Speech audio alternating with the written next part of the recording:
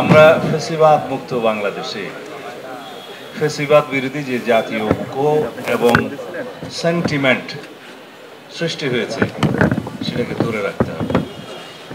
এই ঐক্য এবং এই মনোভাব এবং মানুষের এই আকাঙ্ক্ষা আমাদেরকে বুঝতে হবে। সেই জন্য আমরা সদস্য নবায়নের মধ্য দিয়ে আমাদের টার্গেট প্রায় আমরা হিসাব করে দেখছি রাফলি হয়তো 1 কোটিরও অধিক আমাদের সদস্য সংখ্যা। রশিদুজ্জামান মিল্লাত সাহেব ট্রেজার অঙ্কের হিসাবটা বলেছেন যে দলের একটা বিশাল ফান্ড এর মধ্যে দিয়ে আসবে এবং ওই এটা আমি একটা দলের নাম বলবো না, তারা কিন্তু ওই চাঁদা সংগ্রহ করে দাওয়াত দিতে যেয়ে তাতে করে তো দুইটা কাজ হয়। একটা হলে যে সে দলের কথা বলে আসলো, দ্বিতীয় হলো যে দলের পক্ষে 2 আনা 4 আনা হলেও তারা কন্ট্রিবিউশন নিয়ে আসলো। এটা একটা বিশাল প্রচারণাও বটে মাঠ পর্যায়ে।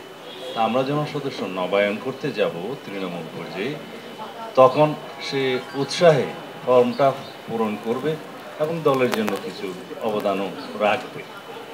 সেটা দুইটা কাজের মধ্য দিয়ে আগামী নির্বাচনের 2-1টা কথাও তাকে বলা যাবে এবং ফেসিবাদ বিরোধী বিভিন্ন রকমের যে বক্তব্য শ্বেতপত্র প্রকাশ হয়েছে, আমি একটা লাইন এখানে সংযুক্ত করি। আপনারা সবাই নিজ নিজ উদ্যোগে, যারা আমার সামনে আছেন সবাই অত্যন্ত সিনিয়র নেতৃবৃন্দ, নিজ নিজ উদ্যোগে সেই শ্বেতপত্রটা সংগ্রহ করবেন।